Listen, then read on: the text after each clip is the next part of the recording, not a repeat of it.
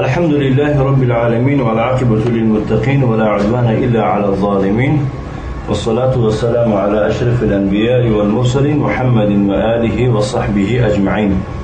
وبعد شرح الأصول الثلاثة لشيخ الإسلام محمد بن عبد الوهاب بن سليمان رحمه الله تعالى، وقفنا عند أنه يجب علينا تعلم 4 مسائل. يعني قال الشيخ رحمه الله تعالى: اعلم رحمك الله أنه يجب علينا تعلم 4 مسائل.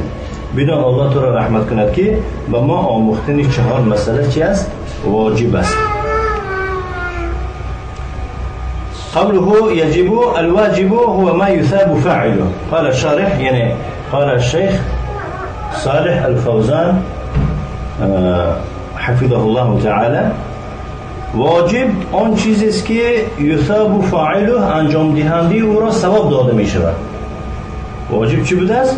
و ما یثاب فاعله، آن چیزی است که انجام دهنده او را چی داده می شود؟ یثاب، ثواب داده می شود. یعنی اگر همین کاری واجب شما انجام بیاره، یعنی که بجا آره، ثواب میگیره.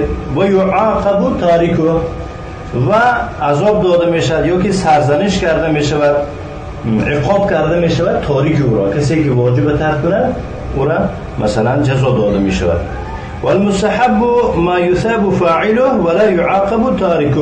اکنون مستحب چیست؟ مستحب یک امر است که یک کار است که انجام دهنده آن را او را ثواب داده می شود، ولا یعاقب تارکه، و جزا داده نمی شود ترک کننده او را. والمباح لا ثواب فی فعله ولا عقاب فی ترکه. مباح چیست اکنون؟ مباح یک کار است که یک چیز است که نه در انجام دادن او ثواب است و نه در ترک او چی است؟ نه در ترک او عقاب است، یعنی که جزا ندارد. اکنون برایش در شرح این خیلی گفته ایستاده است، یعنی که شارح این کتاب، که آیا گفتن شیخ محمد بن عبدالوهاب واجب است؟ این کدام واجب در نظر دارد؟ معلوم است که مستحب است نگفته است، مباح است نگفته است. فقوله يجب يعني أن هذا الأمر ليس هو من المستحب ولا من المباح بل هو من الواجب العيني. يعني قول المؤلف گفت که واجب است، یعنی این امر ليس هو من المستحب، از امرهای مستحب نیست که اگر این بجا آری ثواب گیری، اگر بجا نآری تو را جزا داده نشود. ولا من المباح، از امور مباح هم نیست. این کتاب اندر گفته است که اعلم رحمك الله انه یجب، این از امر مباح هم نیست که بکردن ثواب نباشد و به ترک کردن جزا نباشد. بل هو من الواجب العینی، بلکه او از واجبی چی است؟ عینی است. واجب دو خیل میشه، واجب کفایه و واجب عینی.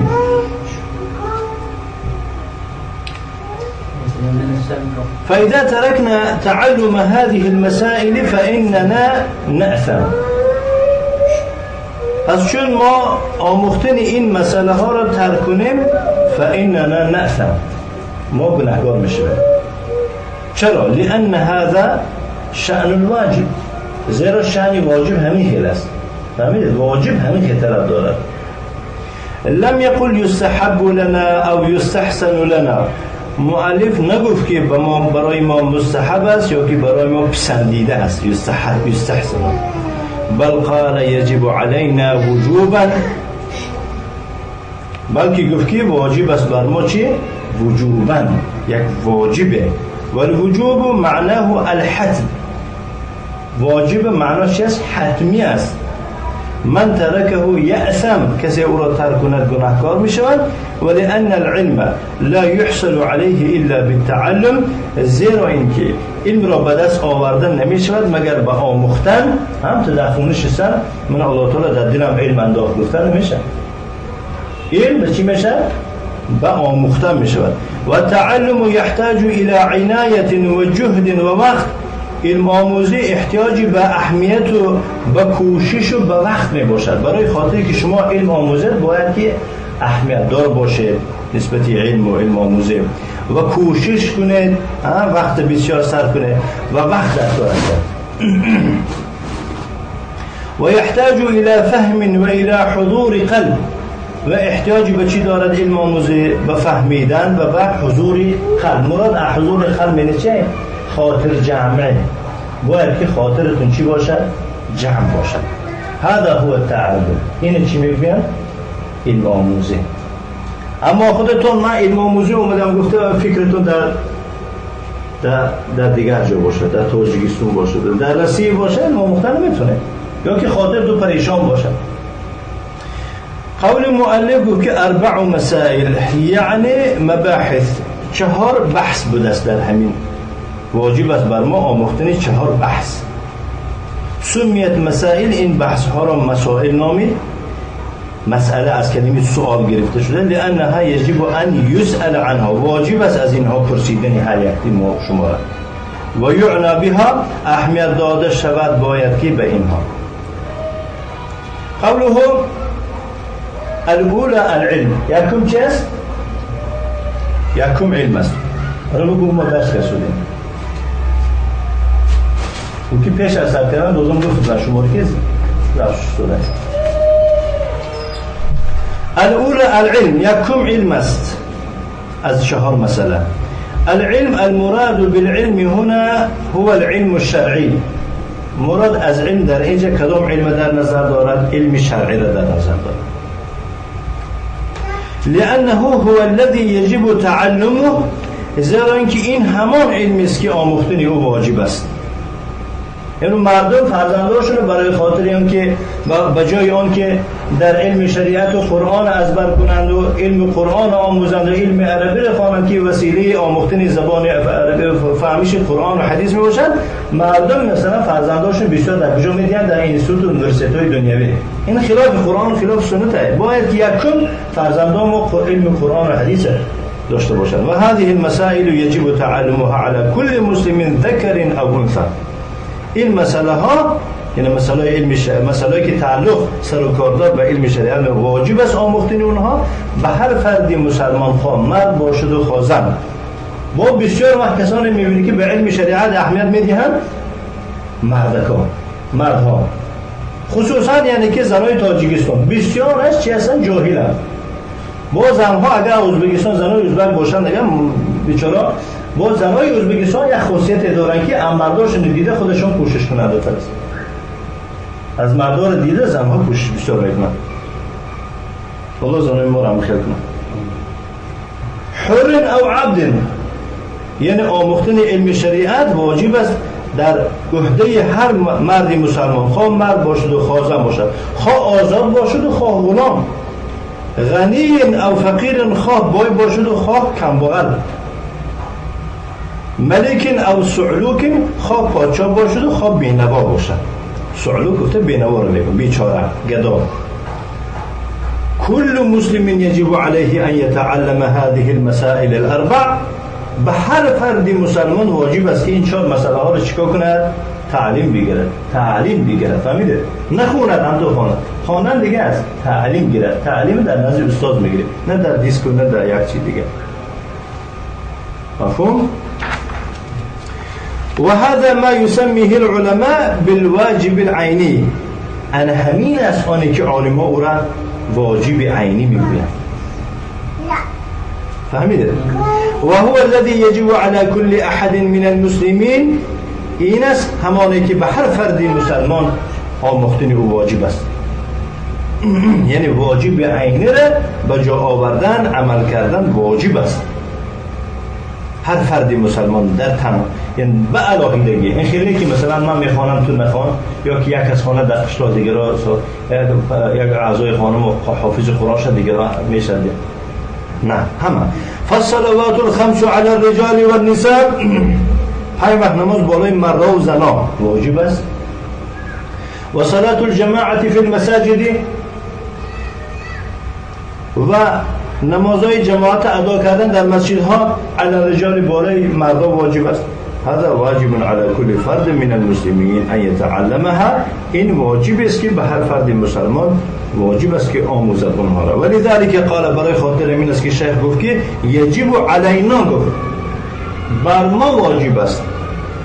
ولم يقل يجب على بعضنا، و بعضی ما واجب است نگفت. و انما قال يجب علينا، برعکس گفت که واجب است بر ما، یعنی معشر المسلمین و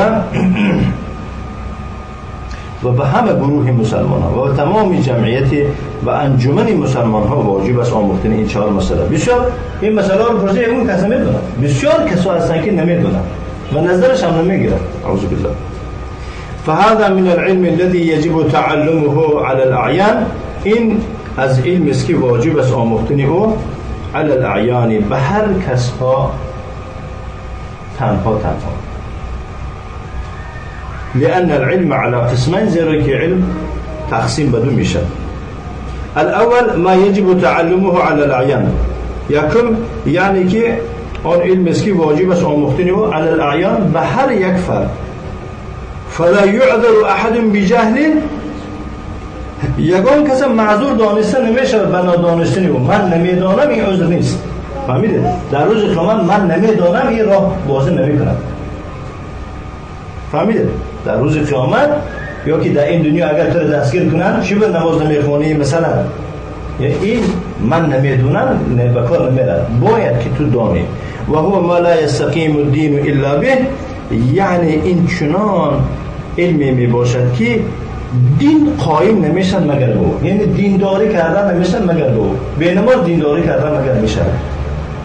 مثل ارکان الاسلام الخمسه، مانند 5 رکن اسلام، التي هي آنی که او عبارت از شهادتانی، از 2 شهادت می باشد. اشهد ان لا اله الا الله و اشهد ان محمد رسول الله. کسی حق داره که نه من نمی‌آموزم. و اقام الصلاه، و اقام الصلاه و نماز خواندن، و ایتاء الزکات زکات دادن، و صوم رمضان و روزه ماه رمضان داشتن، و حج بیت الله الحرام و زیارت خانه بزرگ الله را کردن. لا يجوز لمسلم ان يجهلها، با مسلمان واجب جایز نیست که چیکار کنه ان یجهل این امور جاهل باشه.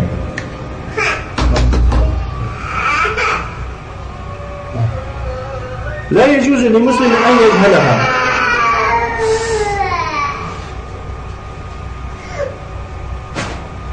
بل لابد له ان يتعلمها، بلکه ضرور است برای مسلمان چیکار کنه اونها را تعلیم بگیرد. لأن تعلم معنى الشهادتين، زیرا آموختن معنای 2 شهادت انما هو تعلم العقیده، این تعلیم گرفتن عقیده است. يتعلم المسلم العقیده من اجل العمل بها، مسلمان برای چی عقیده را تعلیم میگیرد؟ به خاطر آنکه العمل بها با او عمل کند. و یتعلم ما یضادها، ضد عقیده را تعلیم میگیرد، یعنی که اموری که عقیدتون رو ویرون میکنه تعلیم میگیره. به خاطر چی؟ من اجل ان یجتنبه، به خاطر آنکه از او یک جانبه شود. هذا مضمون الشهادتين، مضمون 2 شهادت همین است. كذلك يتعلم ارکان الصلاه، رکنهای نماز را تعلیم میگیرد، و شروط الصلاه، شرطهای نماز را تعلیم میگیرد، و واجبات الصلاه، واجبات نماز تعلیم میگیرد، و سنن الصلاه، سنتهای نماز. لابد ان يتعلم بالتفصيل هذه الامور، یعنی که ضرور است برای مسلمان تعلیم میگیرد این امور را با طریق تفصیل، جدا جدا، علاهده. لیس مجرد ان یصلی، نه تنها اینکه نماز خواند، نه فقط اینکه چیکار کنه نماز خواند، و هو لا يعرف احکام الصلاه، و آن که حکمای نماز نمیدوند. کیف یعمل الانسان عملا، انسان چه خیل عمل را انجام میدهد و هو لا يعلم هذا العمل، این عمل نمیداند. الذي يؤديه، اون عملی که او ادا کرده است. کیف یؤدی صلاته و هو جاهل باحکامه، انسان چه خیل نماز میخواند که حالان که احکام نماز نمیداند. فلا بد ان يتعلم احکام الصلاه، ضرور است برای مسلمان یعنی که حکمهای نماز رو تعلیم بگیرد و مبتلات صلات ویرون کننده های نماز رو تعلیم بگیرد. لابد من تعلم هذا، اینا رو تعلیم گرفتن ضرور است.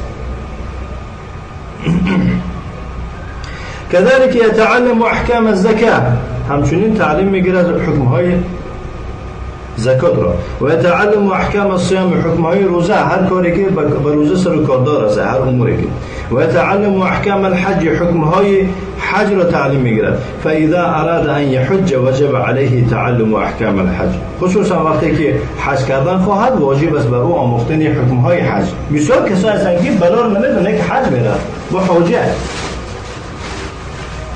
فهمیده.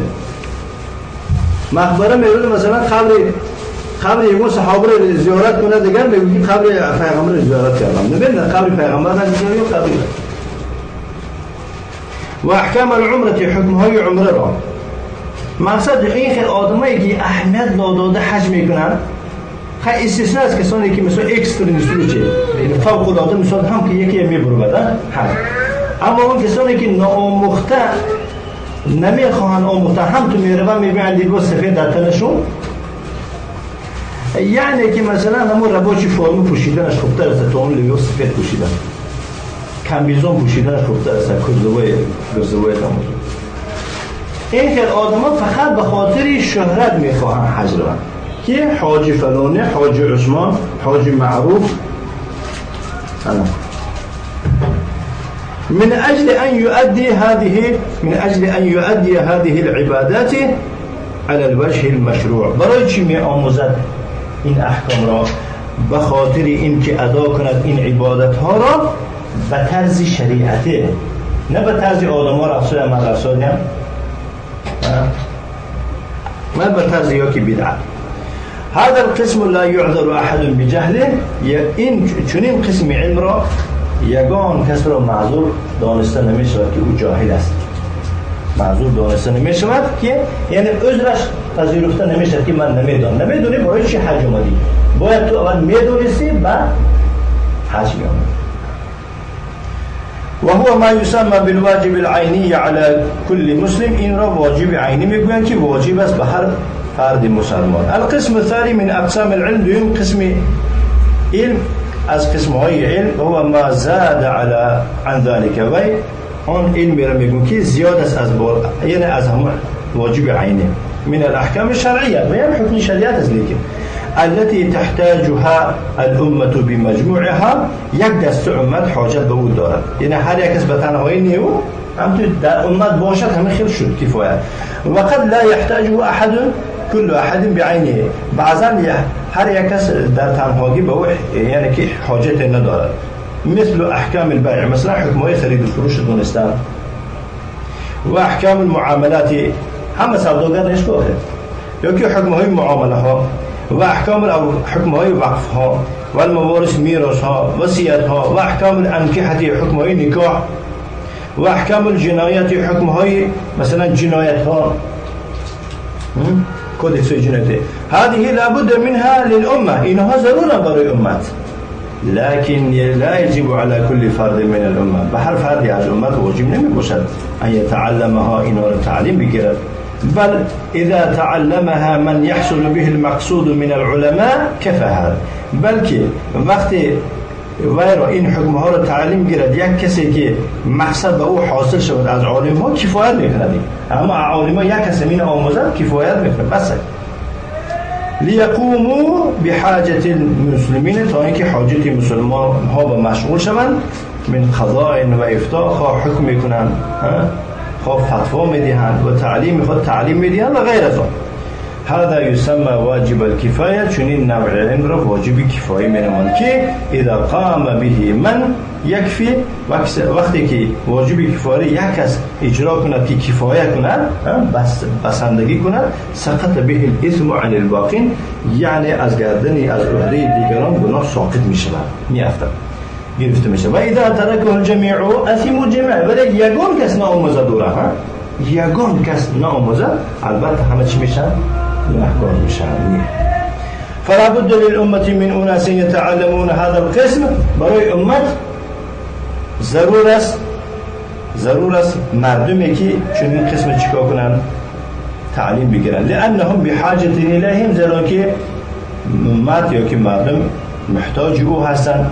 لكن ما يقال لكل واحد، ولی میگه برای هر یک کس گفته نمیشه یجب عليك ان تتفقه في هذا الباب، در این موضوع واجب است بر تو چیکار کردن؟ آموختن، گفتن نمیشه. لانه قد لا يتأتى هذا لكل احد، زیرا اینکه بعضا حاصل شده نمیتواند این برای هر یک کس، یعنی هر یک کس از دستش نمیاد که مثلا چی شد، مثلا قاضی شد، مفتی شد، هر یک کس نمیتونه. و انما یختص هذا باهل القدرة، چنین نوع علم به اهل قدرت خاص می باشد و به اهل توانا از امت.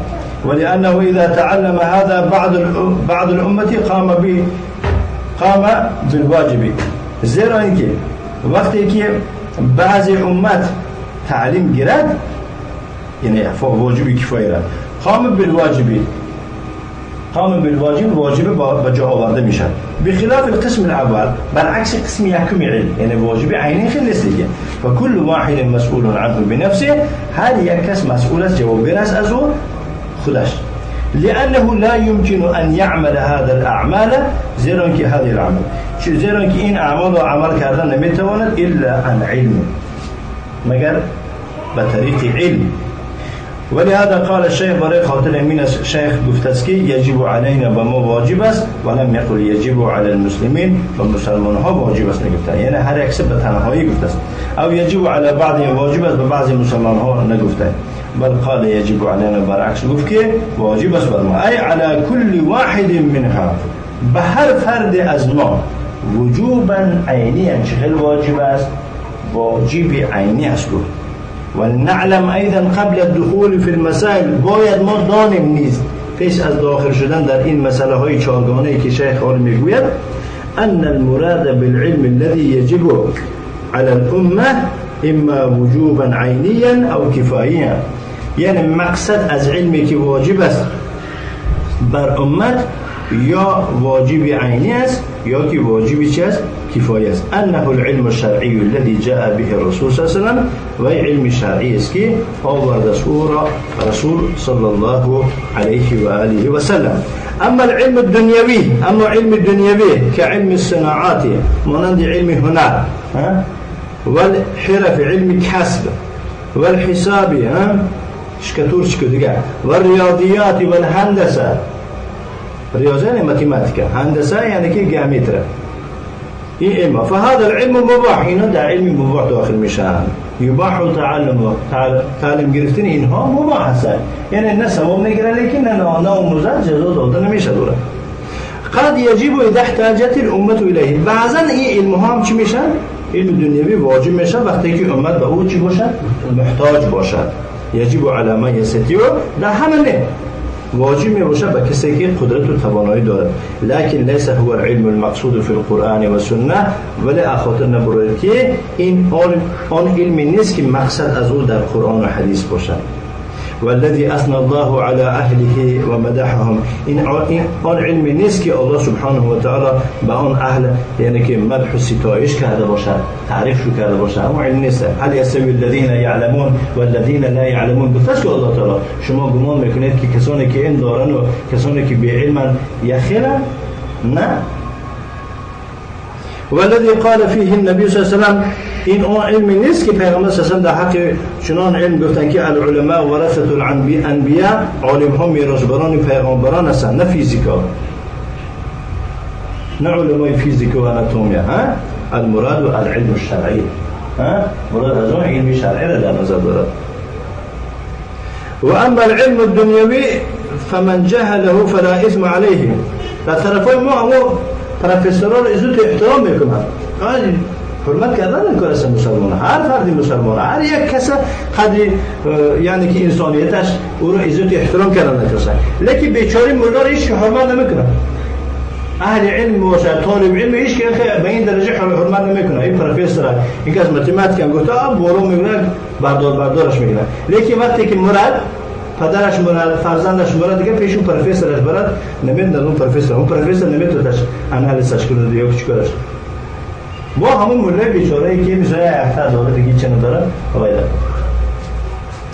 اما علم دنیوی فمن جهله فلا اثم علیه، کسی او را ندوند گناهکار نمیشه. و من تعلمه فهو مباح، اگر تعلیمش کرد برای چه مباح.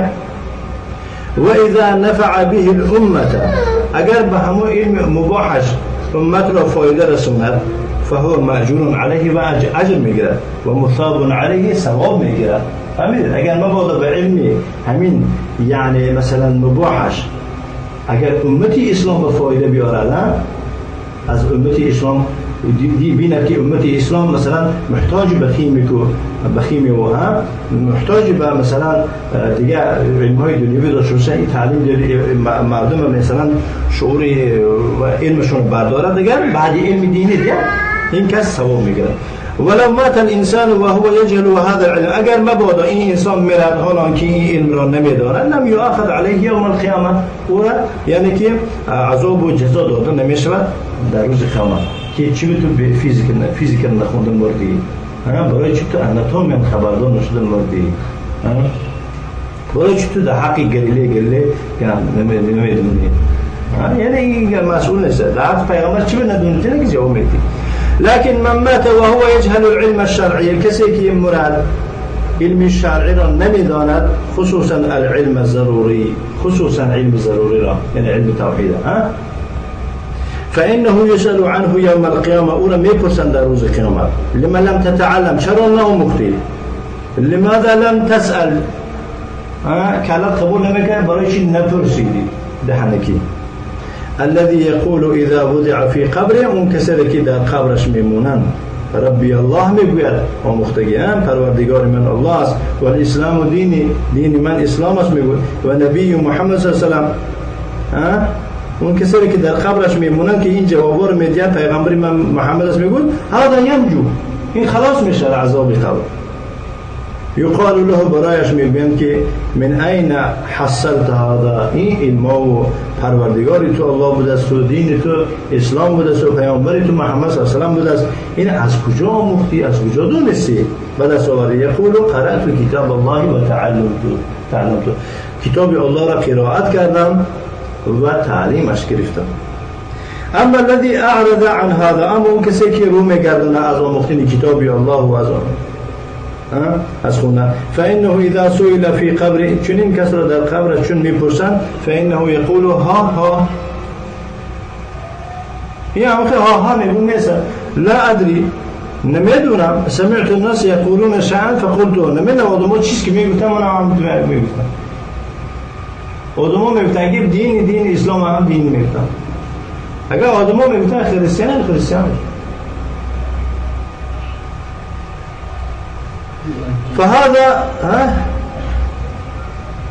فهذا يؤجج عليه قبره نارا چنین کس را در قبرش آتش را گران میکنن يؤجج عليه چنین کس را در بالایش آتش را در درون قبر چکار میکنن گران میکنن والعياذ بالله الله فنطر ويضيق عليه فيه یعنی که قبرش را بر او تنگ میکنن حتی تختلف اضلاعه حتی استخوان‌های دندانش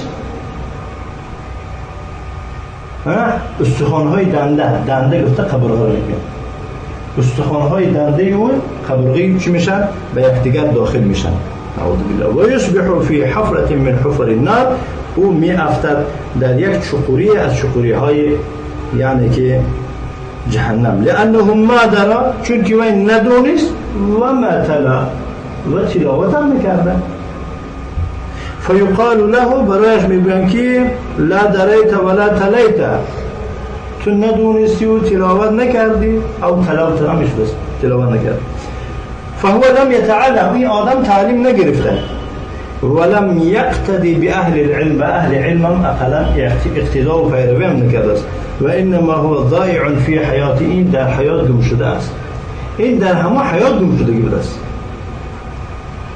فهذا الذي يؤول إلى الشقاء این عاقبتش به بدبختی برمیگردد والعياذ بالله. بس قول مؤلف کی گفت که العلم هذا هو العلم الشرعي المطلوب منا جماعة وافرادا مؤلف گفت که علم این همان علم شرعی است که از ما طلب کرده می شود هم جماعه هم تنها و هو معرفت الله باسمائه و صفاته و مراد از آن شناختن الله است به نام صفاتش. بسیار کسانی که دعوا میکنن علم نام صفات الله فقیران میتونن و معرفت حق علینا شناختن حق الله است بالای ما و هو عبادته وحده لا شریک له حق الله بالای ما چی است عبادت کردن الله از تنها شریک نگرفته. فأول ما يجب على العبد هو معرفة ربه عز وجل وكيف يعبده. اولین آن چیزی که واجب است بر بنده این چی است؟ این شناختن پروردگارش است و چگونه او را عبادت میکند، این را شناختن. و صلی الله و سلم علی نبینا محمد و آله و صحبه و سلم تسلیما مزیدا.